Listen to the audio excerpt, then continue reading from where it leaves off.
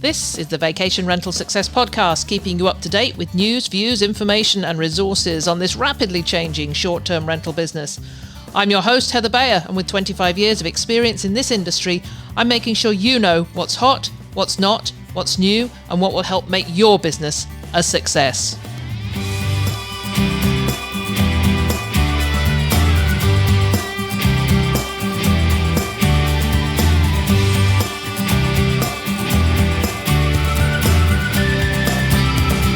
Well, hello and welcome to another episode of the Vacation Rental Success Podcast. I'm your host, Heather Bayer, and I'm so delighted to be back with you once again.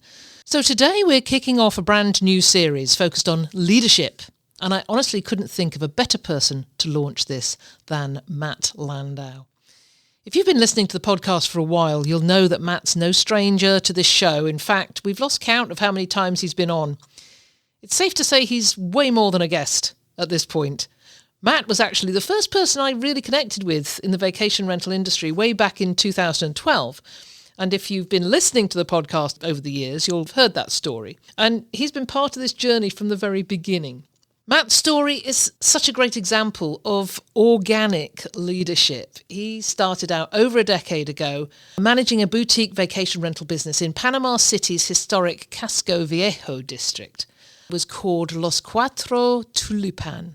And I think after all these years, I finally got to pronouncing that correctly. When he started that, it was a time when this industry was still finding its feet. But Matt was already testing, he was learning, and he was building community, both with his guests and with fellow hosts. And he went on to found the Vacation Rental Marketing blog, which subsequently became vrmb.com. And it became a go-to resource for thousands of owners and managers who are trying to figure out how to market smarter and connect more deeply with guests. And from that, he launched the Inner Circle, a membership-based community that over time has helped elevate the professionalism of our entire industry. But in the last few years, Matt's taken a bit of a turn. Apart from relocating from Panama City to New Orleans, then to Miami, he's gone through a personal and professional evolution that's led him on to something much deeper. And with his new project, which is called Goes Nothin, Matt is now working one-on-one with leaders and teams across the hospitality space to help them reconnect with purpose, tap into their authenticity, and to step outside the grind of daily business life to see the bigger picture. So over the last few years, he teamed up with Steve Schwab from Casco to create Keystone Retreats. And I know a lot of leaders who went to the Keystone Retreats where they had breakthrough moments. And from my conversations with them, going to these events completely reshaped how they are showing up today as leaders in their companies. I really wanted to go to a Keystone Retreat, never was able to get there. At some point in the future, I will get to a Here Goes Nothing retreat. Unfortunately, it's going to be later rather than sooner. The next one's coming up in May. I just cannot get to those, but I will. I am committing to go to one in the future. But anyway, back to this episode where we're going to talk about what it means to lead with intention. And in the conversation, we look at how when you step back from your business, even when it feels impossible, and I know that from running a property management company, how difficult it is to step away for an hour or two, let alone days. When you do that, it's sometimes the most important move that you can ever do. So we explore the differences between chasing the next idea and actually transforming the way you think, lead and live. And, talk about what comes first, having that transformation before you put the idea into some form of implementation. So this is one of those conversations I think you'll carry with you for a while, especially if you've been feeling stuck recently. Listen to it once, listen to it twice, take notes, run the transcript through ChatGPT and ask it questions. There's so much value in here. I think you'll really enjoy it. So settle in, and here's my chat with my old friend, Matt Landau.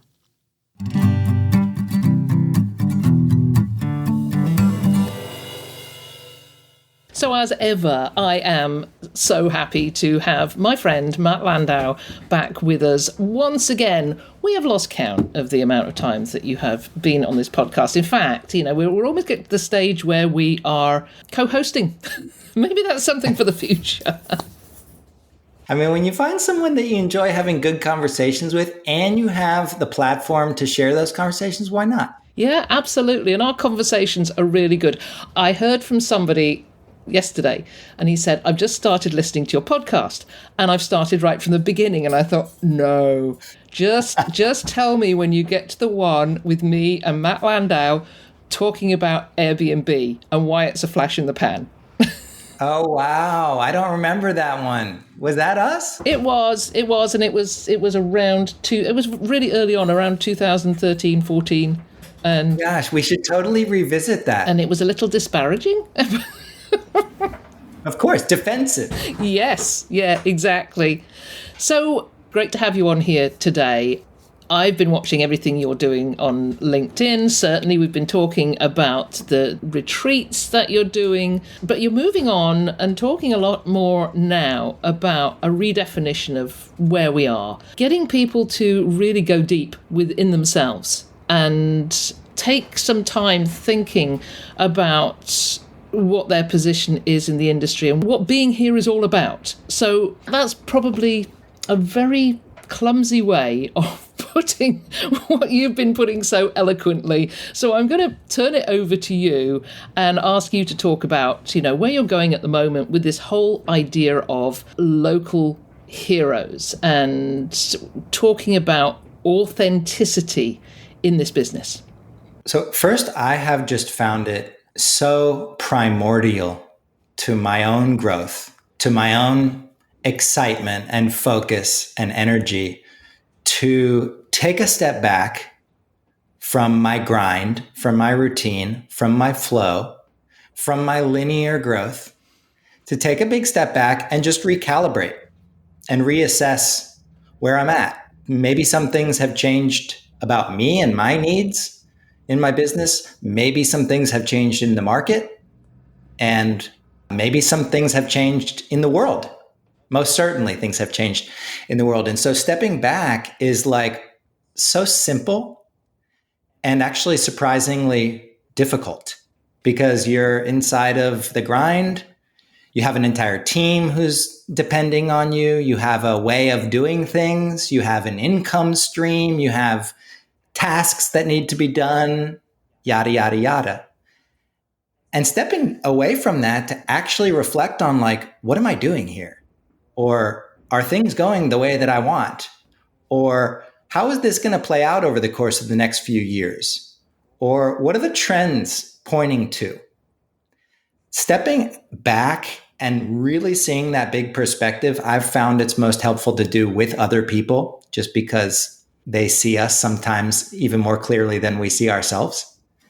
But this act of stepping back and really reevaluating, recharting the course is for me, a huge game changer right now when so many people are just seeking inspiration and excitement and new breakthroughs in their business, just feeling like either dull or commoditized or cloudy or diluted or spread thin, or like you're spinning plates, or just any gamut of these feelings, right? Well, you're describing every property manager out there, right? Yeah, right. Yeah, but you did. 'Cause that's me. But you did this with, over the course of the last few years when you're going out doing the Keystone retreats with Steve Schwab.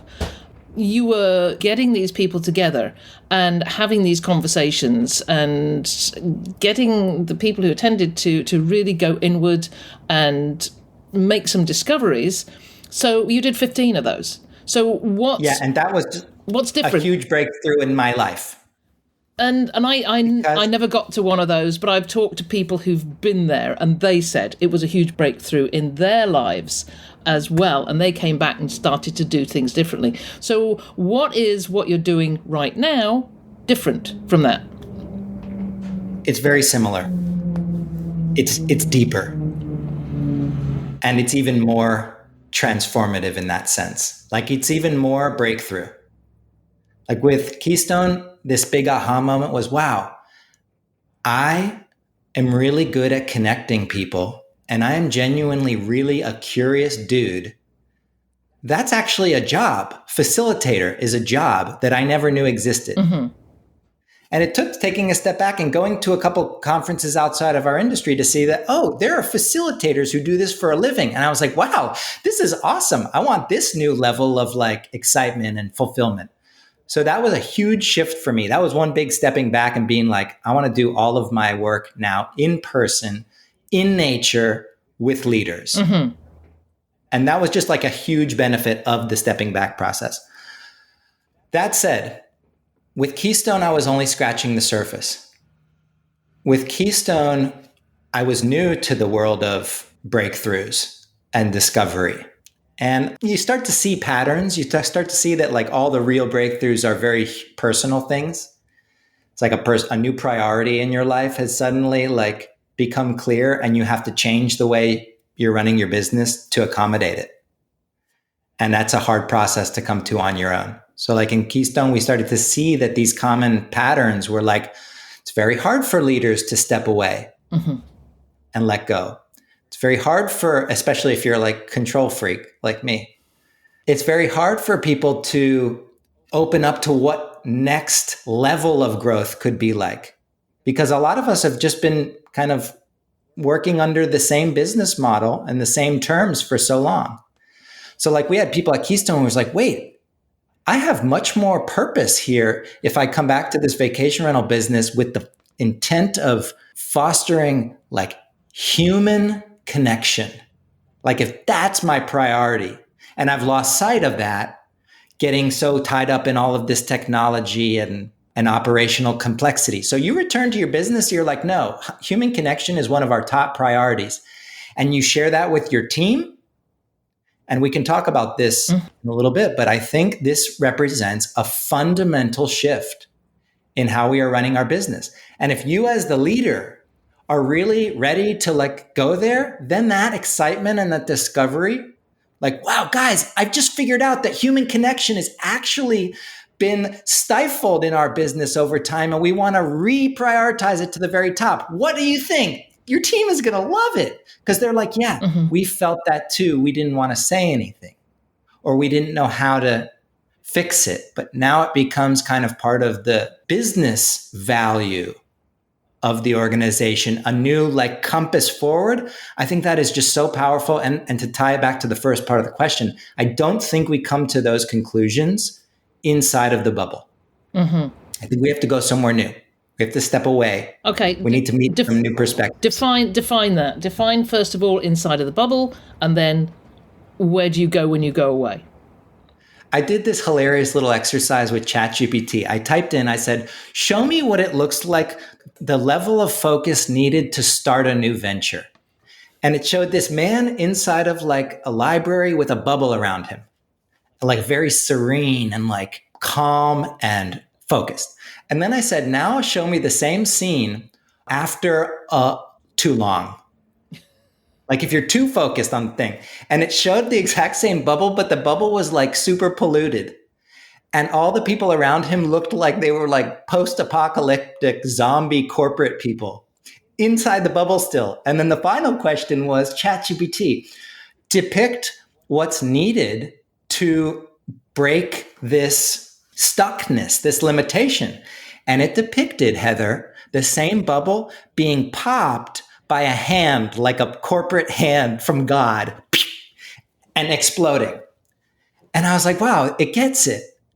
Like that's the essence, is that as we focus on something, as we get really good on something, as we work really hard on something, we end up forming our own echo chamber. We need it. Like it's necessary in order to get something off the ground. And to an extent, it's necessary in order to succeed. When we're stuck is when the bubble ends up limiting everything because it's all we see. And the air we're breathing is that same recycled air.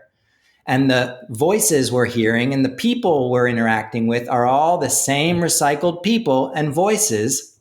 You may apply this to our industry. that you need to pop it somehow. And for me personally, I just started going to events outside of our industry. Like that was a huge bubble popping moment for me, hanging around creative leaders from all different industries. I was like, whoa, there's people doing extraordinary things out there. And whoa, our industry needs some creative juice. We need the bubble popping.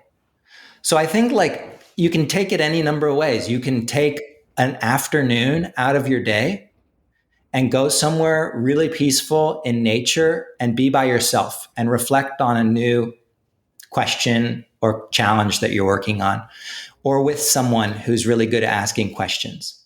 Like that incorporated into the daily or weekly workflow, I think is like I said, primordial.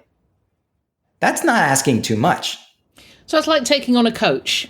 Having a coach who, you said, asks the right questions. A good coach is asking the right questions and is drawing things out from you. So yeah. That's one method. You don't have to go to an organized event. You can do this on your own, individually. Now, let's go back to ChatGPT. Wait, I would just add one last thing. Our mutual friend, David Angadi, he finds this powerful time running. He runs long distances. And he told me, he's like, I never realized how difficult it is to just sit with myself. That as a baseline, I think is a huge bubble burster. You know, bringing on a coach or people who know how to ask questions to the next level, but simply taking time to yourself to be by yourself without devices, I think is huge. ChatGPT. Yeah. So could you not take this into ChatGPT? Take what? Take this introspection and ask the questions. You know, I've seen models that are now using ChatGPT or versions of it for therapy, for different types of therapy. You know, act as a cognitive behavioral therapist, act as a Freudian therapist. Wow. And you will get the answers back from that form of therapy. So, you know, that brings stuff to mind. If you don't have a coach, if you don't have this person, if you're not able to go out, I know there are arguments for and against using large language models, but there's no denying they're out there and they can be useful. So I guess that is another way of starting this conversation.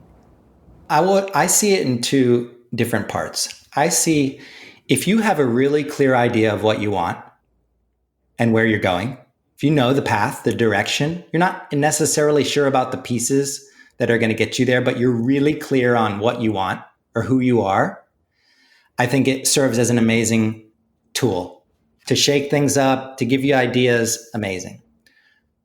If you don't know what you want, and if you don't really know where you're going, if you don't really know who you are, then I actually think it is dangerous because it's the same kind of avoidance that people use any addiction, alcohol, drugs, any addiction, work, to avoid an actual truth, which is you don't know who you are.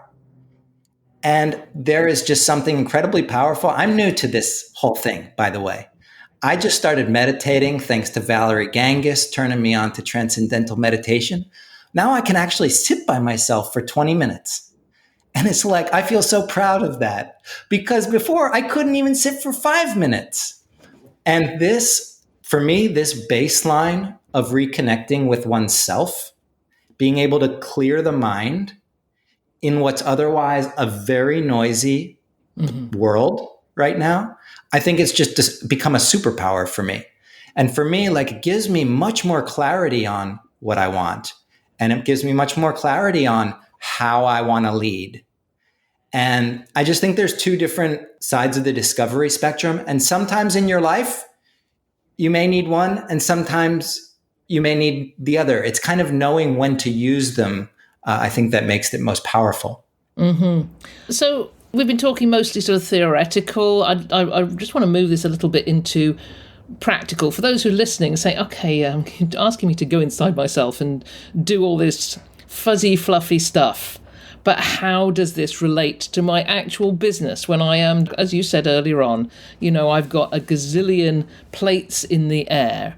I've got teams who are going to say I'm going nuts if I say I'm going off onto a retreat to find my inner purpose and I'm going to come back and share it all with you. I know that if I'd done that with my team, I can see the size now. I can see how they would sit back and say, oh, yeah, here we go again.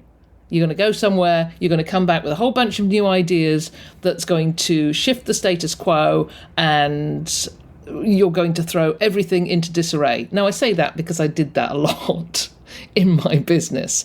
I would go places and get these amazing ideas and come back and say, hey, guys, look, we should be doing this, and we could go places with this. And I tended to get maybe I wasn't explaining it well enough to my team, but I would see that look come over, that glazed expression, particularly over my business partner's face. She's come back with those 5 words four words that he hated. I've got an idea. Because he knew where that went. So let's go practical here. How can you take transformation and explain it to other people who are simply coming in to do their jobs every day?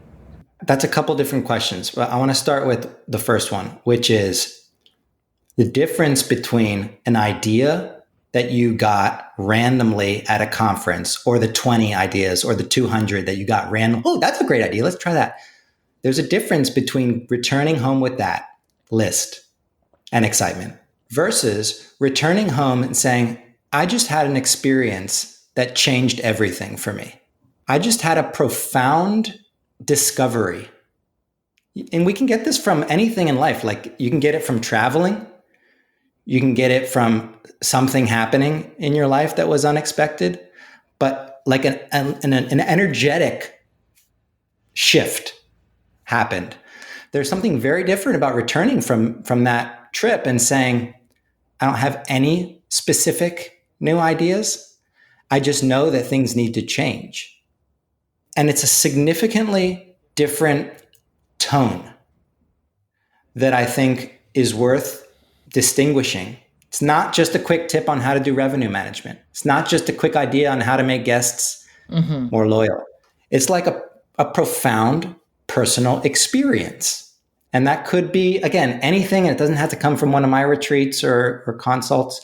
It can come from anything. But there is a significant change that happens when you return transformed, or when you're physiologically changed somehow.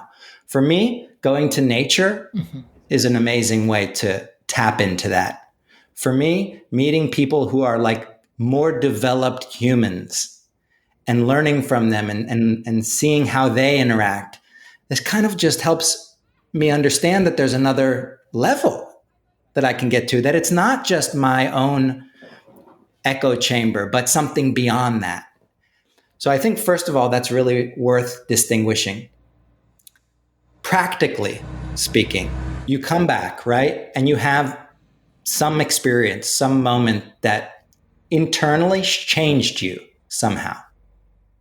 You come back and now, like, this is like a very common thing that I have heard from people who have attended our retreats, but also my own life. You come back, you're like, I don't like the way things are laid out right now.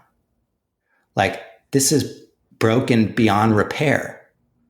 Or like, I don't really want to spend the next 2 years doing this.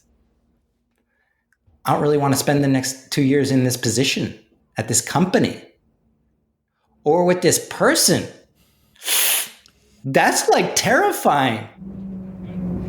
And there is not an easy, practical answer other than you now know. Like, it has accelerated something that in my case would have gotten slowly more uncomfortable over time. It's like that story of the dog sitting on the porch with the nail who's moaning. And the neighbor's like, sir, why is your dog moaning? He's like, because he's sitting on a nail. And he says, well, if he's sitting on the nail, why doesn't he move? And the owner says, it must not be painful enough yet.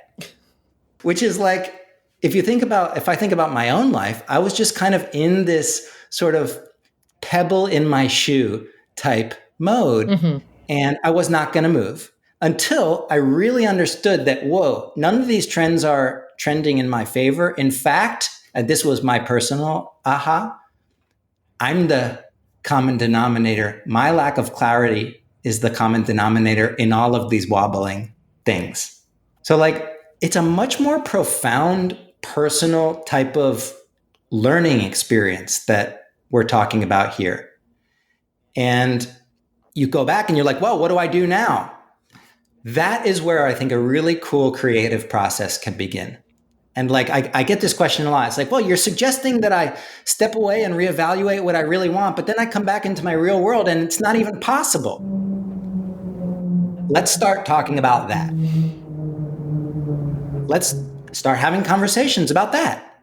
How could you potentially weave some of this new thing that you want into your current day? What really is blocking you from doing that? What sacrifices do you need to make? What do you need to let go? What do you need to burn down? Like, that's a whole conversation, a whole creative discovery process, I'd call it, that I think just most humans are not used to. And it's a daunting process. It's very unknown. Like, you don't really know what's about to happen next. But for me, it's just become so much more clearly the way, because I understand it now. I understand why things aren't working much more clearly.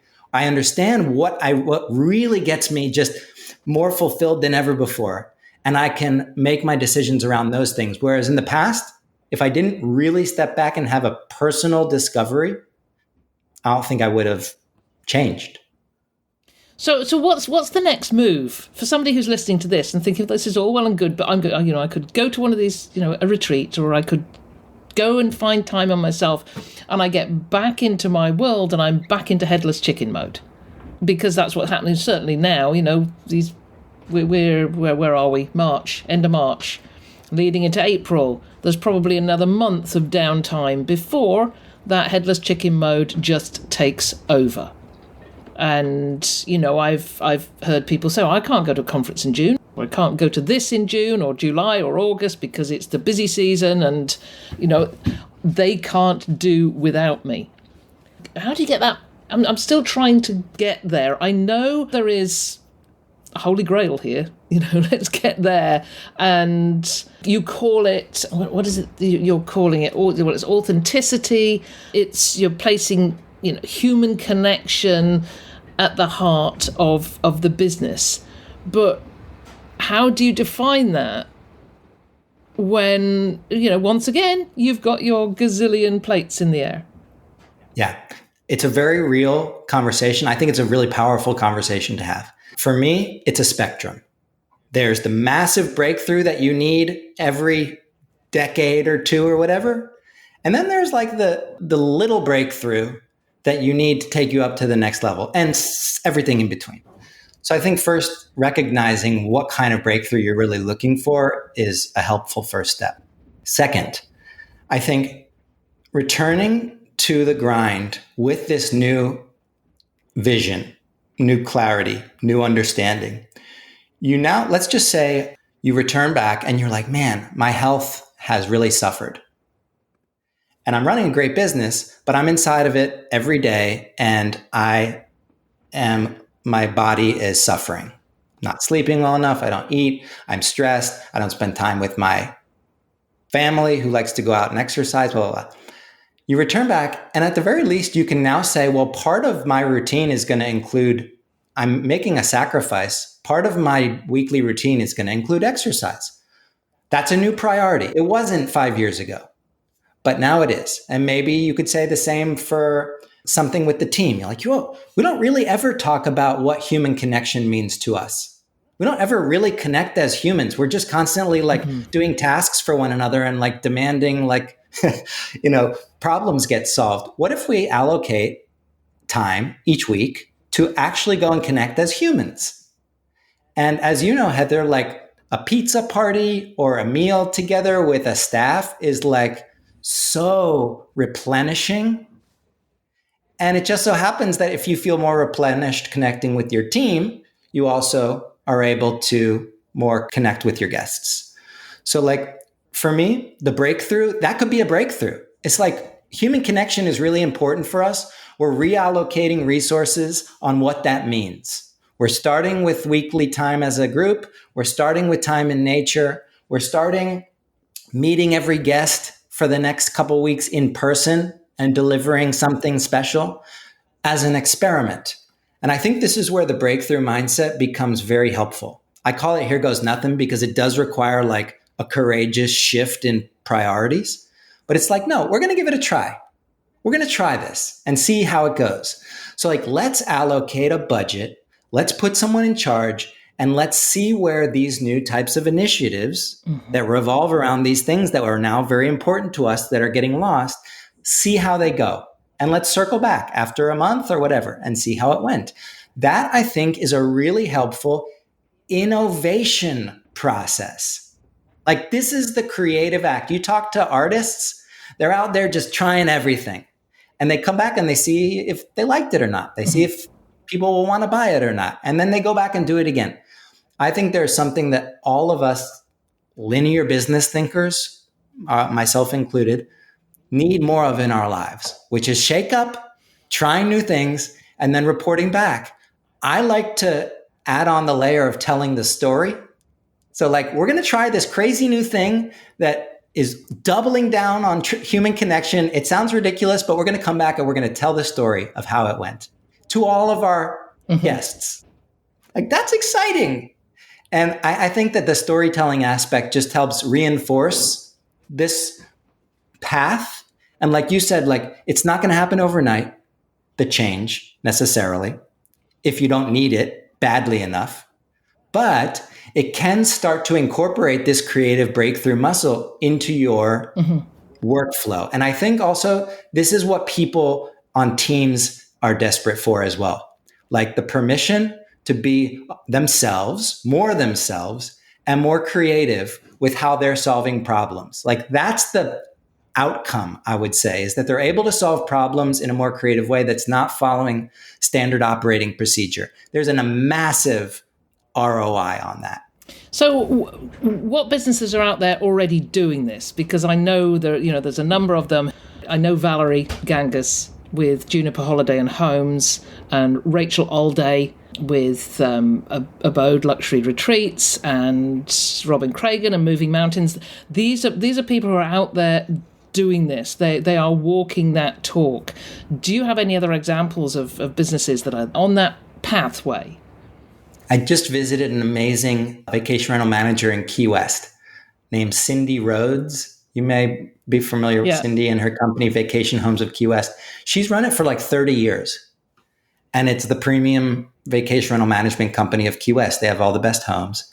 They offer the best, most authentic style of hospitality. Their team is amazing. They're woven into their community. It's like as authentic of a Key West experience as you will get, because that's where they're from. And that's what they're proud of. So I visited them and I met Cindy's grandson, Sam, who's like 30, maybe 35, used to work in finance, felt that the world was losing its soul, decided to come back and take over the family company from Cindy. So Sam, who's just a remarkable, like wise beyond his years young man, steps in. This is like only over the last couple months, steps in and needs to understand, first of all, what is the soul of this company? Like, what is it that makes us so unique and so authentic and that people keep coming back year after year? He needs to understand that. But then he also needs to do this very challenging job of integrating and updating the company to 2025. They have been using their own property management software that they built themselves for decades. And they had kind of an old website, and they had this old logo, and they had this desperate need for new juice. And I just think it's a fascinating story. Who knows how it's going to go? But when I met Sam, he has this acumen and this intuition, I would say, for what is really cool in terms of travel and hospitality and community, like what people are really seeking. And it just so happens it's human, it's authentic, it's creative, it's like real human essence, human core. And so they just updated their entire website. They went to Hostaway. And they have a whole new workflow where people can book online. And it's just like, for me, such a wonderful microcosm of where the industry is at. We have to adapt to change.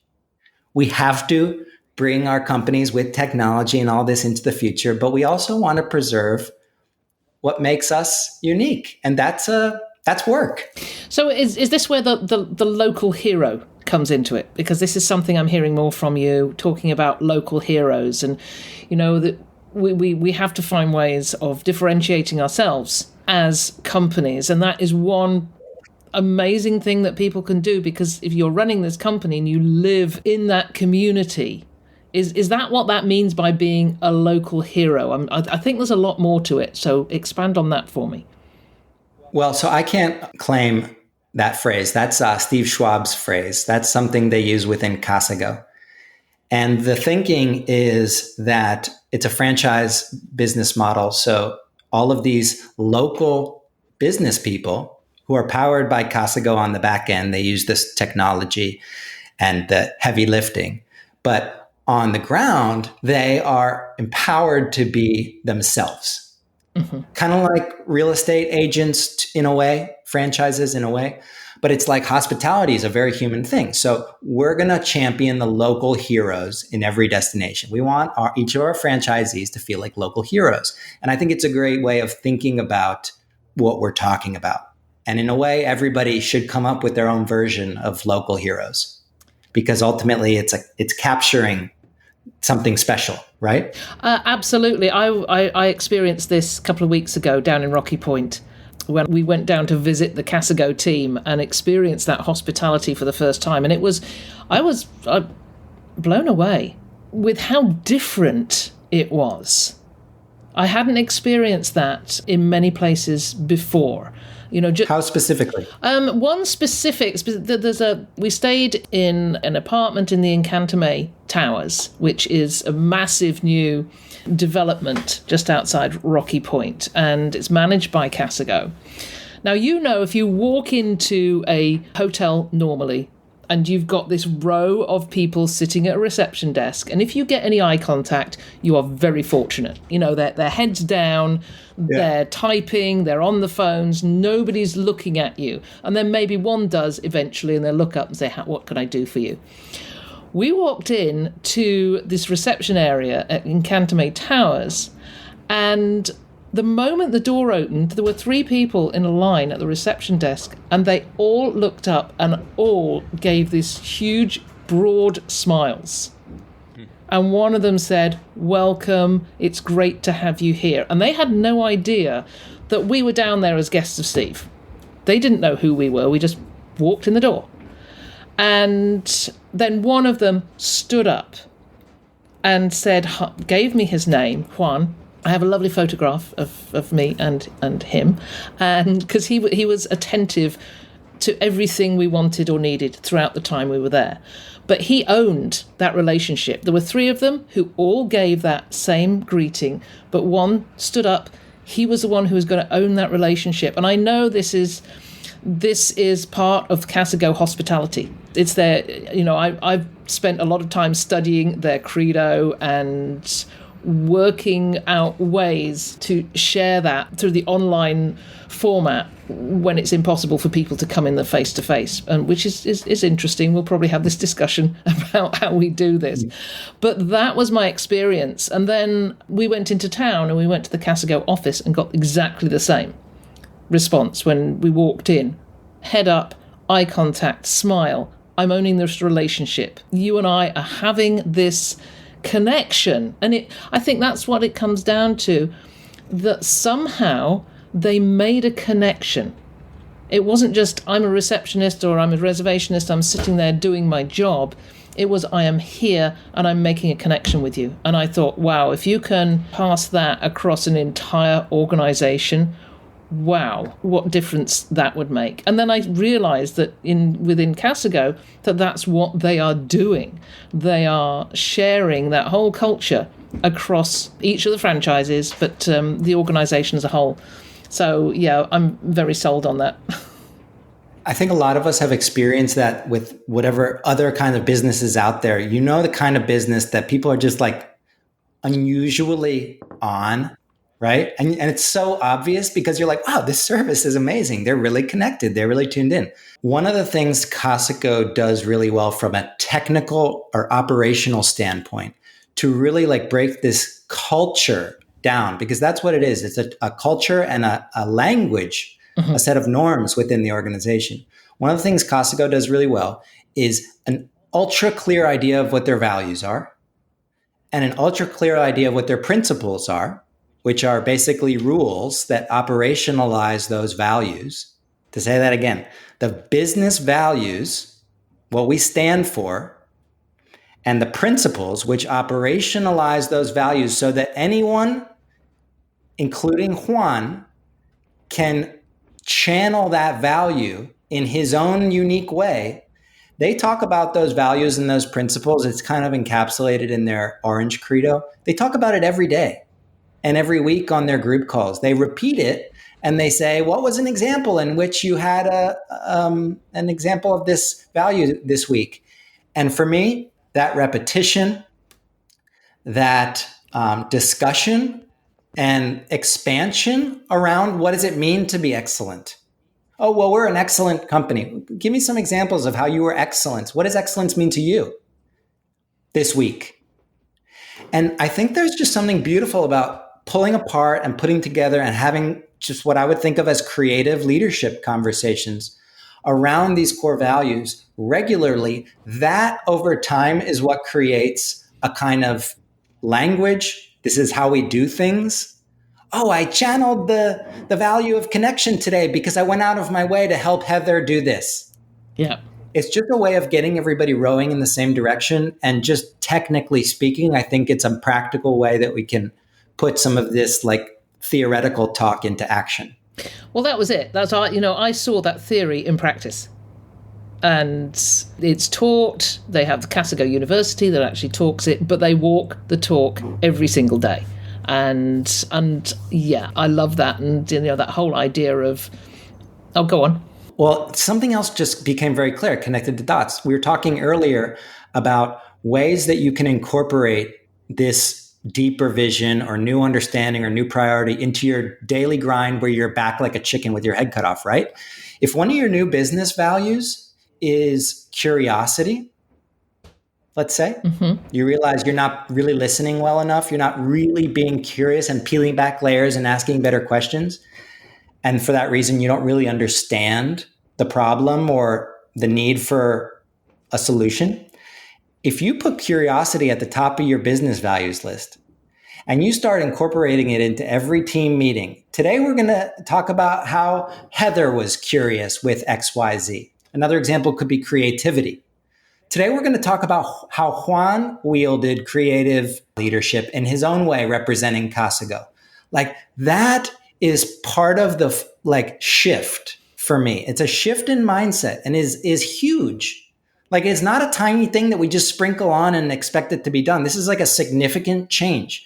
But what I really want to convey here is that you will need it more and more moving forward. Like it is the capacity that all of our businesses desperately need, and it's worth starting to develop it now before whatever crisis happens and you don't have the ability to adapt to the change. Like this is adapting to change. This is like the story of humans. So I know you've got a hard stop in a few minutes' time. So I want to sort of wrap up this conversation neatly, summarize it. So I'm going to pass that over to you to wrap it all up. And we don't have a chat GPT can't do it? No, well, I could just I'm doing this right now, I do it afterwards for my show notes. Wrapping up. So give me a summary of everything we've talked about. Yeah, and some key takeaways for those people who are listening to this. Business is losing its soul. We all feel it in all aspects of our life. The business leaders of the future are ones that know how to reintroduce soul into the front and center of their business. That process means more deeply understanding who you are as a company, what you stand for, what makes you originally you. That's where the breakthroughs come from. That's an unearthing process that requires some attention. Like, you need to be serious that you want the change. You need to see that, like, you're all going like with the cards stacked against you, and you need to be deliberate and intentional about wanting to try something new. One of the ways that I've found that's really helpful to begin incorporating this into the day-to-day life is trying something new. Try a new experiment with your team that revolves around this newly important priority. Report back. See how it went. Tell the story to your guests. Maybe it was a complete flop and you made a complete fool of yourself. That makes for a great story. Maybe it went great and it's like the huge next breakthrough. It's the experiment that gives you a whole new world of opportunities. This is a mindset that most of us utilized when we got started 5, 10, 15, 20 years ago, because there were no best practices. We just tried all these things and we saw what was working and we did more of that. This is like a new phase of that type of discovery for me. And I just can't see it any other way now. I look at the best companies. They are all peeling back their layers in order to find their next big breakthrough. They're all doubling down on themselves, as opposed to worrying about what all the commodities and what all the noise is doing. They're spending time to look for their breakthroughs as a team and internally as individuals. And I've just, like, for me, part of the process is just going for it. Mm-hmm. Stepping out there without necessarily knowing exactly what's going to happen next, trying this new stuff, learning something new about yourself or the organization, about who you really are, or what you really like or what you really don't like, and the direction that you want to go, and then circling back. That for me is like become this endless source of excitement and energy in my business and in my life. For years, Heather, you saw me. I was bored as hell talking about technology and dynamic pricing. It's like, it started boring me. Where do I go from there? Inwards. Mm-hmm. And every single time I look there for something new, I discover like a new shift. And I can't see this any other way. It's why I'm hosting my retreats now that go there with one another, walk people through these types of creative processes, surrounded by peers. It's the theme of all of my talks and my consulting, my one-on-one engagements with teams. And when I go to a team and do a retreat, I'm like, let's explore what an even more authentic version of your company looks like. Well, we don't know what that is. Right. Let's go there. This is like all I can think about right now. And when we see the news of Casco and Vacasa, perhaps telling a bigger story about this industry, this is the direction that I believe all small to medium, large size vacation rental managers should be going. And it requires some like courage. It's like, I'm pretty sure that that's not going to work. So I'm going to bet on myself. And like, that's what I'm here to do. That's all I want to do. And it's the same through line of our work in this industry for the last 20 years. It's like, we're different. We're going to be our independent selves, even if, it's not a cookie cutter. And I think that's what it's all about. I've known you a long time, over 10 or 12 years now. And I've seen you passionate about things. I have never seen the passion that you're showing now. Wow. And it is wonderful to see. I love hearing the stories of the people who've worked with you and have been to the retreats and come back almost as different versions of themselves. So how do people find out more about you, what you do, about retreats, about whatever? Where do they go? They can email me, Matt with 2 T's, vrmb.com. The retreats website, heregoesnothin.com without the G. I was able to score that domain. Here Goes Nothin. Those are 2 wonderful ways to get in touch with me. I love receiving and backstories and interesting things that are happening. I read everything. So that would be an amazing amazing thing. Okay, I'll make sure that information is put at the show notes. Matt, as ever, you deliver. And it is, I just love our conversations. Long may they last. Long may they last. Thank you, Heather.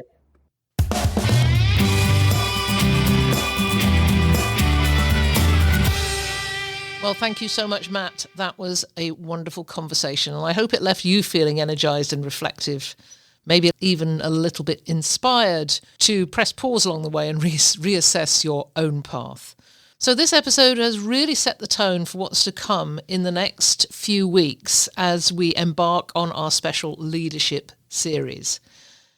Over those weeks, I'm going to be speaking with more outstanding leaders in our industry, people who are innovating, who are mentoring, who are building strong cultures, who are guiding their teams through both challenges and change. And we'll be really digging into the real stories behind leadership in vacation rentals, what it looks like in the trenches, how it evolves over time, and why it matters more now than ever before. So if today's episode resonated with you, be sure to subscribe, tell somebody else about it, and keep tuning in. There's so much more to come. And as always, thanks so much for listening. It's been a pleasure as ever being with you. If there's anything you'd like to comment on, then join the conversation on the show notes for the episode at vacationrentalformula.com. We'd love to hear from you, and I look forward to being with you again next week.